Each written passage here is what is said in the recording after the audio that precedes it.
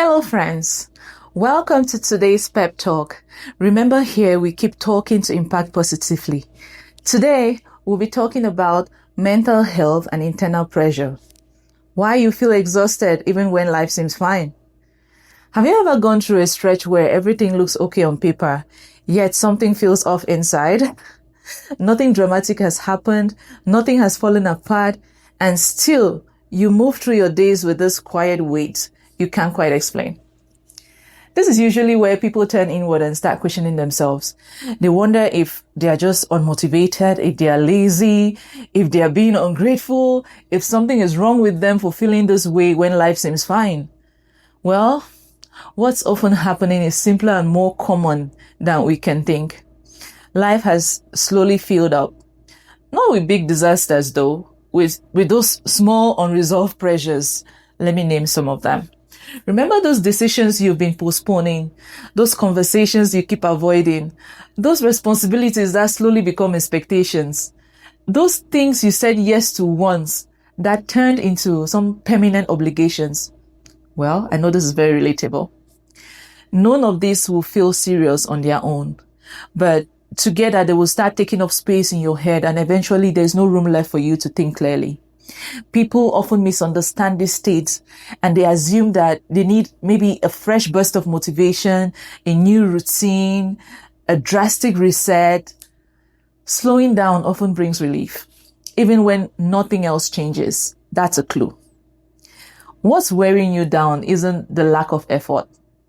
It's the sheer number of things quietly competing for your attention. When too many thoughts stay open on your mind starts to shift into conservation mode. Your energy will drop. Your patience will shorten. Simple tasks will start feeling very heavy than they should. And you don't need to be in a crisis to experience this. You can still show up, still function, still get things done, and still feel so exhausted underneath it all. Pushing harder in that state rarely fixes anything. It usually adds more pressure to an already full system. You're exhausted. And relief starts when you reduce the mental load. Not fixing your entire life, no, that's not what I'm talking about. Not answering every question all at once. Just closing one or two open loops that have been lingering longer than they should. Sometimes that looks like finally deciding something you've been circling for weeks. Other times it means admitting that a commitment no longer fits your current reality. And occasionally it's about leaving one thing unfinished so that everything else will feel light. Another place relief will come from is noticing where your energy is being pulled without your attention or without your consent. And there are situations that demand emotional effort simply because they remain undefined. A relationship without clear boundaries or limits, a role you never agreed to, an expectation that no one ever checked in on.